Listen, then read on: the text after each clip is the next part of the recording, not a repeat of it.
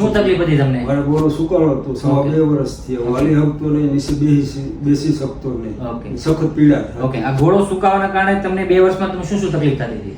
હું હાલી શકતો નહીં, નીચે બેસી શકતો નહીં. ઓકે, ચાલવામાં લંગડાપણું હતું, હાવ લંગડો થઈ પછી ગયો. ગાડી ચલાવવામાં ગાડી ચલાવી શકતો જ નહીં. બહુ તકલીફ થતી હતી. ઓકે, હેલો ફ્રેન્ડ્સ, હું doctor Rajni Balar medicine and orthopaedic hospital સુરતથી. આજે આપણી સાથે છે ખીમાભાઈ ગોજિયા, જે જુનાગઢથી આપણી હોસ્પિટલમાં સ્ટીચલેસ એમઆઈએસ હિપ રિપ્લેસમેન્ટ કરવા માટે આવેલા હતા. તો આજે આપણે એમની સાથે વાતચીત કરશું, એમને કેવું લાગે છે. કેમ છે ખીમાભાઈ? સર બહુ સારું છે, હાવ કમ્પ્લીટ છે, 100%, 101%. તમારો ઓપરેશનનો કેટલો ટાઈમ થયો?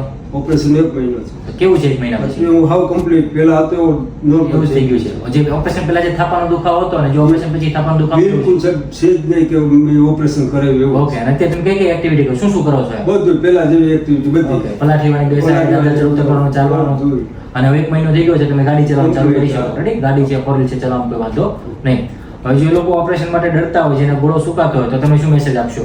બિલકુલ ગભરાવાની જરૂર જ નથી. મેં ગભરાઈને 2 વર્ષ કાઢી સખત પીડા સહન કરી છે. હવે મને વિચાર થાય કે મારો ગોળો દુખતો હતો, 15 દિવસમાં જ આ ઓપરેશન કરાવી લેવાની જરૂર હતી. ઓકે, સારું છે ને? એટલું સારું છે મને. Thank you.